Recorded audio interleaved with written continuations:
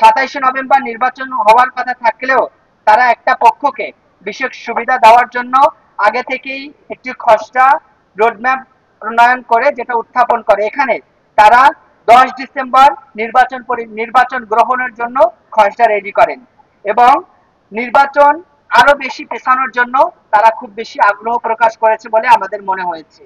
নির্বাচন পেছালে আসলে কি হতে পারে?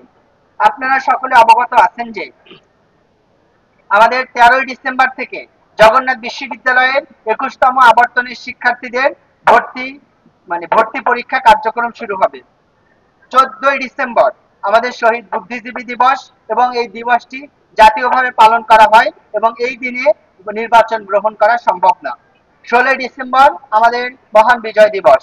মহান বিজয় দিবস হওয়ার কারণে 16 ডিসেম্বরে জাতীয় এবং স্থানীয় এবং বিশ্ববিদ্যালয় প্রশাসনের পক্ষ থেকে নানাবিধ আয়োজন থাকায় এই দিনও নির্বাচন গ্রহণ করা সম্ভব না।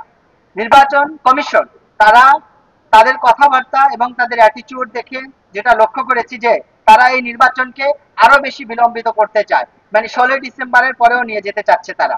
16 ডিসেম্বরের পরে নিয়ে গেলে ফলাফল কি হতে পারে? জাতীয় নির্বাচনে যদি তফসিল ঘোষণা করা হয় বা যদি জাতীয় নির্বাচনে দামামা বাঁচতে শুরু করে তখন ছাত্র সংসদ নির্বাচন বাস্তবায়ন করা কঠিন হবে। তাছাড়া আরেকটা গুরুত্বপূর্ণ বিষয় হচ্ছে উইন্টার ভ্যাকেশন শুরু হয়ে যাবে বিশ্ববিদ্যালয়। শিক্ষার্থীদেরকে শীতের ছুটি দেওয়া হবে এবং তারা বাড়িতে চলে গেলে 20 তারিখের পরে আর নির্বাচন বাস্তবায়ন করা সম্ভব হবে না। এই জায়গা থেকে আমরা স্পষ্টভাবে আপনাদের মাধ্যমে আমরা নির্বাচন কমিশন সহ সারা দেশের মানুষকে জানাতে চাই যে নির্বাচন কমিশন একটা বিশেষ উদ্দেশ্য নিয়ে হয়তো তারা কাজ করছে এবং বিশেষ কারো ইশারায় বাহিরের কোনো প্রেসক্রিপশনে তারা এই খসড়া নীতিমালা রেডি করেছে, যেখানে বিশ্ববিদ্যালয় প্রশাসন 27 নভেম্বর নির্বাচন হওয়ার কথা ঘোষণা করার পরেও তারা 10 ডিসেম্বরকে সামনে রেখে তারা নির্বাচনের খসড়া প্রণয়ন করে।